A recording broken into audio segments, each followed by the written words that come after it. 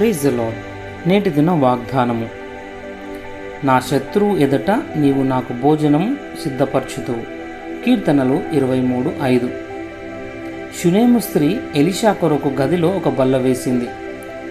దాని అర్థం ఏమిటంటే ఈ బల్ల విందును గూర్చి చెబుతుంది. అలాగే యేసుప్రభు మాత్రమే నీ ఆకలి దాహాన్ని తీర్చగలడు. యేసుప్రభుని కొరకు ఒక్కసారి నీ హృదయాన్ని తెరిస్తే దేవుడిచ్చే మంచి వాటితో నీవు విందు చేయగలవు. నీకు ఇచ్చేందుకు యేసుప్రభుని దగ్గర ఒక బల్ల ఉంది.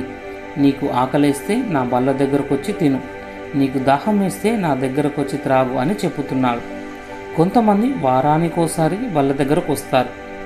వాళ్ళ బైబిళ్ళు సెల్ఫ్లో భద్రంగా ఉంటాయి. ఆదివారాలు దుమ్ము దులిపి చర్చికి వెళ్ళేందుకు వాటిని తీసుకొస్తారు. ఇంకా కొంతమంది నెలకోసారి లేక సంవత్సరానికోసారి ఈ బల్ల దగ్గరకు వస్తారు. ఒక వారం, ఒక నెల లేక ఒక సంవత్సరం ఆహారం లేకుండా నేను ఉండలేను.